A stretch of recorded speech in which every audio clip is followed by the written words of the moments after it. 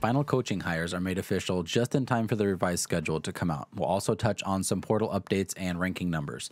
Hi, I'm Aaron Muller, and this is episode 29 of the Cobsmacked Podcast. This is a Nebraska Football podcast where we cover the Husker season and team news as it progresses throughout the year. If you enjoy the content, please consider leaving a like, subscribing to the channel. We've seen a lot of growth the last month or so, and I appreciate all of the people that are kind of following along and commenting and interacting with me on YouTube. So getting into the first topic, so we had Bill Busch was named our special teams coach. So literally hours after the last episode dropped, Bill Busch was named the special teams coach through Nebraska. So most people knew it was going to happen. I mentioned that it kind of was already a done deal. We were just waiting for confirmation on that, but it was finally nice to be official from the athletic department. So now that he is the special teams coordinator and he has that title next to his name, we can do a little bit of a deeper dive on what kind of gives him credibility in that department, and then what else he can bring to the table as well. So he is a Nebraska native, former Husker grad assistant. He was born in O'Neill, Nebraska, so not too far from here. But he brings more than 3 decades of coaching experience at the college level to the table. So 20 of those are at Power 5 schools. So it's not even that he's been coaching a ton at little schools. He has a ton of experience. This is his 3rd stint at Nebraska as well. He was a grad assistant, as I mentioned. He coached the secondary from 90 to 93 with Tom Osborne. That was a stretch where they won the Big 8 3 years in a row. So they had a good stretch while he was there. And you'll see that kind of consistently as we come along, that he coaches the secondary a lot, specifically defensive sides, but he likes the safeties and the cornerbacks.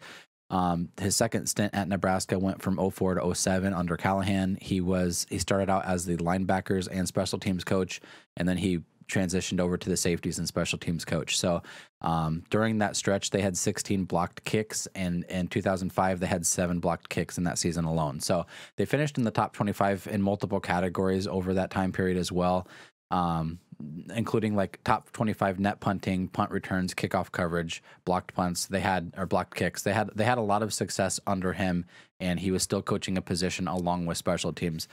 And he was, for the 3rd stint, I guess, technically, he was our defensive analyst last year, and then now he has just the sole role of special teams coordinator. So this is his first time going through his resume that he is just a full-time special teams coordinator. I don't know if that's because that's an area we really need to focus on, or if, we already have safety, like a secondary coach, so we don't need him there. But he's done it as a part-time special teams coach in the past, and as bad as it was for us last year, it's going to do well under him from the looks of it, from just everything that he has brought to the table, not just in Nebraska, but he seems to run special teams along with some kind of secondary position job. He has success with special teams or whatever. It's pretty consistent. It's not like elite level like Ohio State is, but they also have the talent to go with that. So I think as far as coaching goes, and as far as putting his guys in positions to do well, he knows what he's doing there. He did mention kind of preaching the effort to the guys. He's like, special teams is all about effort. If you don't put the effort in, it's just gonna, you can kind of tell when guys go out there if they know that they're going to be doing a fake punt or something, there's obviously going to be a lot more effort into that than just a regular old punt. But he's going to be preaching the effort needs to be put into every special teams play, which was, one of the bigger things you could kind of argue that our team struggled with last season with special teams. There just wasn't a ton of effort. There was a lot of specialist problems specifically, but also everybody on the field at the time, when we had kickoffs, when we did punt returns, when we had kicks that were getting blocked, the effort wasn't there on our end of it. So hearing him talk about that is a good thing. He said he will focus on kickoff before moving on to the punting side of things. So he said there hasn't been a good team in college football history that wasn't good at kickoffs. So that's good enough. We have Frankie kicked a lot through the end zone last year, so that wasn't too much of an issue, but I think he's more concerned with like the coverage units and maybe even return game, that type of thing. So something else he mentioned too, he kind of echoed something that Mickey Joseph has said earlier in the week about Mickey Joseph said he expects more of the wide receivers to be taking a role on special teams. And Bill Busch said the same thing. He said that he expects more starters to play on special teams. He said you can't have elite guys and then not use them in a crucial part of the game. So I expect to see a lot more guys play special teams that we haven't typically seen. That the kid from LSU, the wide receiver from LSU, he's obviously going to be back there. He's an elite level talent, and we could use him back there. But I think you're going to be seeing a lot more possibly defensive players going in to try to cover kicks and things like that as well. So even more so than just the coaching position as well, he brings a proven recruiting ability to the table as well. So he in fact, if you went back and looked at it, he recruited Nebraska's last first-round draft pick in Prince Amukamara. So it's been that long. Yes, he was our last first-round draft pick. And although he traditionally does coach defenses, as I mentioned, he is also he has like a knack for bringing in elite talent, regardless of the position. Specifically, he brought Alex Smith to Utah while he was with Urban Meyer. And he gets almost the sole credit for bringing Joe Burrow to LSU, and LSU probably doesn't win a national championship without Joe Burrow. So even though those guys are quarterbacks and he's a defensive coach, he's able to spot talent and bring them, kind of pitch them the idea of coming to the school. So especially being this is his third, stretch of coaching at Nebraska, he knows a lot about the state. He's from the state. He knows the school. He knows the traditions and things here. So he's going to be able to sell that product a lot better than maybe somebody, that's not from here or didn't play here. Mickey Joseph can sell Nebraska because he was here as a player. He knows that angle of it. But Bill Bush is a homegrown kid. So guy, not kid, my bad. But, and although as I mentioned, he's a full-time special teams coordinator, he doesn't have a defensive position listed next to his name. It's not like a co-defensive coordinator, that type of thing. I'd be surprised if he doesn't have some input on the secondary specifically. I'll be surprised if Frost doesn't kind of pull from him or Eric Chandler doesn't pull from him kind of ideas and things, given that he was an analyst last year for us. I'm also not so sure why it took so long to make it official. Kind of everybody already knew that he was going to be the guy. I'm not sure what the upside was to keeping that under wraps, or if maybe they were kind of waiting to get the running backs kind of figured out as well before they made the double announcement. But Husker fans are going to be happy with, finally having that put to bed. So moving on to the last piece of that. So the final piece of the staffing puzzle was the addition of Brian Applewhite as the running backs coach. I mentioned last episode that I thought it wouldn't be somebody on staff. A lot of people were thinking that maybe Frost would keep Ron Brown as the running backs coach. And although he would have been fine there, he has the ability to coach that, as he's proven in the past. I didn't think that it would be in staff. Otherwise, I thought he would have probably made the announcement already. Like I mentioned, Brown would have been capable, but Frost likes him where he currently sits, kind of developing players' lives off the field. He is a good, I've met him. So I met him, I believe it was like a YMCA camp or something. He came in with a couple of offensive linemen and defensive linemen. They kind of talked to us, but even then, like he's very personable. Like he wasn't talking to us about football. He was talking to us about, different things we could do to make our lives better. And, as young kids, how we could develop into better adults. So I assume that's kind of what Frost intends for him to keep doing, is kind of make those connections with players off the field. And although he does look great for his age, you look at his pictures, and this was something else too. I tried to look for his age. He is 64 years old. I can't find his birth year anywhere. Is he like a vampire and he just doesn't age? I don't know. But the last article I could find said that he was 62, and that was 2 years ago. So it hadn't hit his birthday yet. So I'm guessing he's 64, but my guess is as good as yours. But I did figure that bringing in somebody with success was going to be vital, and Brian Applewhite has kind of shown that the past few seasons. So Brian Applewhite has been a collegiate coach for more than 2 decades as well. He has been a running backs coach since 2003 at one school or another. Most recently, he was at TCU for 2 seasons. The Horned Frogs finished the top 30 nationally both seasons in rushing. So he has, at least the 2 most recent years that you can look back to, he has had success in running the ball. And although I hadn't heard of him specifically, once you do a little bit more diving, you see that he does have success kind of coaching that position. And that's the only full-time position coach that he has ever been. He has only ever been a running backs coach, so he knows that position very well. He appears to bring consistency to the table as well, and that's something that we struggled with last year. We could have games where we were running, pretty well, but we weren't having success every time, and that's something you need to have. That backbone of your offense needs to be the running game. So it's something we've missed. The yards per carry with him has been kind of at an elite level since he was at TCU as well. he has the past 2 seasons, he has had his running back talent go for 7 yards per carry on average for that season. He's had 2 different backs do that for 2 years in a row now. So it wasn't a fluky deal. Some people thought like, oh, those are really good numbers his first season there. Well, then he did it again last year. So he's able to get his running backs to run hard and to be consistent, and they fight for yards when they need them. If you watch the running backs that he coaches, they don't just go down. They fight for the yards they need to. That's why those averages are so high. And it appears that under Applewhite, the backs are also going to be viable in the passing game, which is something that that Mark Whipple's going to be able to utilize in the offense as well. We used that a lot last season with the running backs kind of going out for passes because they weren't able to run through the line. We used them a lot more in the passing game. Under Applewhite, the running backs are used for that anyway. So that's a nice thing to keep consistent as well and kind of bring to the offense. I did kind of think that once he was named, that they would kind of also name a target for a transfer portal running back that would have some experience to bring to the running back room. But it doesn't appear that we're going after anybody in particular. It appears that Applewhite's more so going to evaluate the talent that we already have on the roster. I'm not sure if he sees, some bigger guys that he thinks he can develop out, or specifically Yant. I think if Yant and maybe Gabe Irvin, if Gabe Irvin is healed up from the injury enough, are those 2 dudes, an every down back type of guy. I don't know that he rotates running backs, and he does kind of go from a 1 to a 2. As I mentioned, he has 2 running backs that average the 7 yards per carry. But I don't think he does the rotating running back room like we had last year. And a lot of that was due to injury, I understand, but I think he's going to try to identify 1 or 2 running backs and kind of make those the every down back that we can use. Now, moving on to the next topic. So we have the revised schedule came out. So the Big Ten kind of went through and changed everybody's schedule since COVID kind of messed up a lot of people's away and home games last year with cancellations and things like that.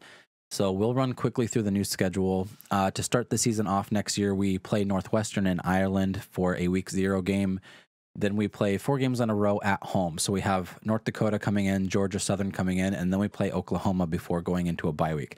So we have a ton of home games coming in. So then we have Indiana after that bye week. Indiana's our homecoming game. And then we go at Rutgers, at Purdue with another bye week after that. And then we play Illinois to finish out October. So November, up till November, we look like we have a pretty decent schedule. But then November looks rough now. So going into November, we play Minnesota at home, but then we go to Michigan to play Michigan at the Big House. Then we come back to face Wisconsin at home, but then we go to Iowa to finish the regular season as is usual. Some notable changes to how that lines up to the schedule we had previously is no opponents had changed, obviously, but just the order and locations of a couple of them. We now only play 4 games before we go to that first bye week in September. I believe before that last schedule, we played 6. So either way we run that, it's better than last season where we had the 8-game stretch before we got our first bye week. 8 games is a lot of football to play before you get a week of rest, especially going in at that week 0 game. You don't have that first, that extra week at the beginning of the season to prepare and kind of stay healthy. But to have 4 games, then you have a bye week, that gives you a chunk to play, and then you have 3 games, then you have another chunk to play. So the season is essentially split up into almost thirds, which is very nice. The bye week schedule plays out very nicely there. Much better spaced out than it was last season. We were also originally scheduled to finish the season with a game at Wisconsin. Then you come home and play Purdue and Illinois, and then you go to Iowa. So Wisconsin, Purdue, Illinois, Iowa sounds like a pretty decent November. That didn't seem bad at all. I would have taken that. That sounds like a good November for us. But after forcing both Purdue and Illinois up into October, that pushed Minnesota and Michigan back into November. So now we finish, like I mentioned, the November schedule is Minnesota, Michigan, Wisconsin, Iowa. And that's a tougher, way to end the season, I think. But as I mentioned, the bye weeks are better placed as well. So I think that all in all, it's going to be a better overall schedule. The schedule is definitely the easiest schedule that Frost has been handed since he's been here. It's the easiest schedule Nebraska's had in a long time period. You specifically look back at the Oklahoma game. Oklahoma coming to Lincoln means that we can empty the tank here at home, before we go into a bye week, knowing that we have that extra week to recover, extra week to prepare for the next game. You can empty the tank against Oklahoma, leave everything on the field, especially given that they're going through what they're going through, with everybody kind of jumping ship there. I think that we have a decent chance to take that game anyway. Not always, we haven't seen anything, nothing's proven, but, given the circumstances, I feel like Oklahoma's probably next year will be a good year of competition between the two schools. But you have that bye week there before you prepare for the Big Ten schedule coming up. So there's also 41 days between the Ireland game and then the next road game. So we have 41 days where the players get to stay at home. There's not a lot of travel going on. You don't have a lot of jet lag and things like that. So that kind of sets up easier schedules too, because then you don't have to, cut the week short in practice to go travel for a game or anything like that. You're staying at home. You have all your resources and facilities available to you during that time. And the first 5 games, as I mentioned too, so you have the Northwestern game, then you play North Dakota, Georgia Southern, Oklahoma, and Indiana. Those are your first 5 games. I feel like those first 5 games set up to a great start to the 2022 season. I would say that it's viable for Nebraska to be, it's not crazy. It's not like super hopeful, but it's not super negative. I think Nebraska could be 6-2 going into November. I put the losses with Oklahoma and Rutgers just because, again, we haven't been proven. Oklahoma has, they're shaken up as well. So it could just as easily be 7-1 had we maybe beat Oklahoma. I can see maybe like Rutgers beating us or Purdue pulling one out or Northwestern playing really well in Ireland for some reason. But we have a good start to the season regardless. So you could be anywhere from 5-3 to 7-1 going into November. Either way, that means you have to win one game in November. This is way too early of a preview for next year. But the way that the schedule plays out at the beginning of the season for us, makes me think that it's going to be a good year. I do this every offseason, so it's no different now. The schedule is, as I mentioned, the least challenging schedule that Frost has had since coming to the Big Ten. Corn Craze mentioned too that so previous schedules we have had 7 of the 12 crossover opponents from the East have finished in the top 15 during Frost's tenure here. So that includes facing Ohio State for 6 years in a row, which if you look at teams like Iowa, where they should be playing Ohio State, every 2 years or every 3 years, they haven't. So the fact that we played Ohio State 6 years in a row, and then you mix in that we've also played Michigan in that stretch as well. It's nice to see that this upcoming schedule, we play Michigan still, but we have Indiana and Rutgers, which are arguably the 2 worst teams from the East. So it's nice to not have to play Ohio State. I think they were the team that beat us by the most points last year of 9. So we don't have to play Ohio State next year. All that talent and stuff, we won't have to play them until we get to the Big Ten championship game. And it's going to happen. So no need to argue there. Anyway, the schedule looks good for us, even with the revision. I liked the schedule previously because you played Minnesota and Michigan in October before moving into November, where then you played Wisconsin and Iowa. But even if you cram all 4 of those into the back end of the schedule, it's still a good schedule for us. I'm not arguing that it's not a good schedule. It's not the easiest. It's just the most well laid out. And especially with those bye weeks kind of cutting the season into thirds, you have, 4 game stretches, 4 game stretches, 4 game stretches. It's more like 4-3-5, but regardless, it's going to be set up well for us. Looking at the last topic we're going to cover, so recruiting and portal rankings. So I've kind of mentioned this the last few episodes as well, that we haven't been recruiting as much as we've been focusing on the transfer market. And if you look at the numbers, that kind of is pretty apparent as well. So the high school and JUCO rankings, which I'm not sure why they consider the JUCO the same thing as a high school recruiting. I would consider JUCO stuff more like transfer portal. Even though they're not technically transferring, it feels like they have experience. They're coming from a place of experience. They're not like brand new to college. So high school and JUCO ranking, we are 52nd according to 24/7 Sports. Typically, we're in the top 25, top 20 with Frost. And a lot of people have kind of been freaking out about that we've dropped so far this season with recruiting. But if you compare that to the portal rankings, we rank 11th by the same metrics. So we're almost a top 10 team as far as pulling guys out of the portal.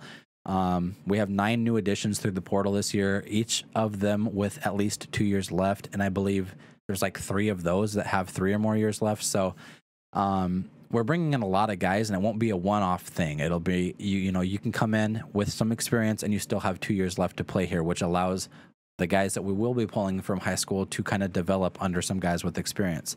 Only Indiana has more portal additions in the Big Ten than the Huskers, and they have 10. So they're not like drastically ahead of us. Compare that to like Michigan State. I believe they had like 19 last year or 17 last year. The Huskers, I mean, this is going to be a change for college football in general, that there's going to be more of a market in the transfer portal, and there's going to be more of a, everybody's going to be hitting that instead of just high school all the time. Frost has made that comment specifically, but tons of coaches have also been making that comment that you can no longer just focus on high school guys. You have to go look at that transfer portal market and see what's available there for you. You kind of shop around and find guys that kind of fit your culture, but also kind of bring to the table that experience that they get from other schools as well. Many of the guys coming through the portal as well also already have Nebraska connections, either with the state or with the coaches themselves. So if you look at somebody like the offensive lineman Kevin Williams Jr., he was an Omaha North grad, so he's just coming back home to play for the Huskers, which if you grew up in Nebraska, that's kind of the big thing here. Or if you look at other guys that have more of a connection with the coaches themselves. So the running back DeAndre Jackson, he has a relationship with Sean Becton, or all the guys that have been coming here from LSU with Mickey Joseph. So they might not be connected to the state so much as they have built kind of a rapport with the coaches themselves. Chinander kind of talked about reconnecting with guys that you recruit out of high school and maybe they go somewhere else. But then maybe things don't work out for them the way they thought, or maybe they kind of feel like they made the wrong decision there. If they enter the transfer portal, you can reconnect with them, and then there's already that relationship built there that you kind of tried to recruit them, you built a relationship with them, they went somewhere else. Well, now that relationship can continue basically where it left off. So you're not starting from scratch, you're not starting from zero. There's already something built there, which makes it kind of easier to bring in guys that you might not otherwise get. There has kind of been some drama too as well with that DeAndre Jackson coming from A&M. There was some talk that he wasn't coming. I think Sean Callahan might have reported it, and just the way that he worded it kind of maybe was misconstrued or miscommunicated. So just to clarify that, due to academic eligibility issues, he won't be enrolling in the spring. So people said that he's not going to be here this spring. He's not coming here. That's not the case. He did put out a tweet saying that he's still coming here. He's still committed to Nebraska. He just won't be able to come here in the spring. But he will be coming here. He'll be here in the fall. So somebody else to update on, Chubba Purdy update. He did have his official visit to Nebraska this past weekend. He brought his parents and sister. He said he had a really good visit. He's going to fly back to Arizona and, kind of talk to them. And although he hasn't made his decision public yet, this is Monday at almost 10 in the morning. He hasn't made a decision public yet. He is only considering Nebraska and Oklahoma. Nebraska already had that official visit lined up, and then Oklahoma sent out an offer for him. I think just given, kind of the state of the program and how everybody's leaving. But Nebraska would be more of a developmental position for him. He would come here, more than likely he would not start this next season if Casey Thompson is as advertised.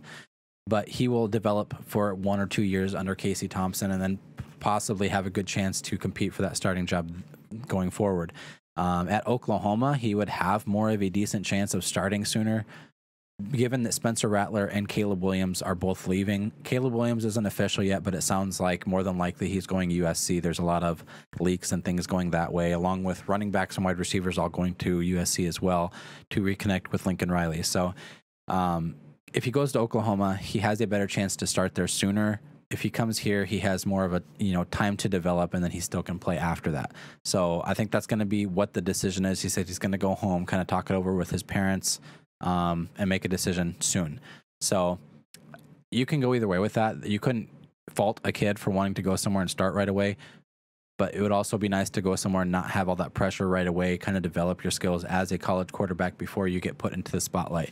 So it kind of depends what he kind of wants out of his college career. Otherwise, that's going to wrap up this week's episode. Now that the staff is finally set into stone, what are your thoughts? Do you feel like there was better options out there? Do you think we missed on some coaches? Let me know in the comments below. or reach out to me on Twitter at Cobsmacked Pod.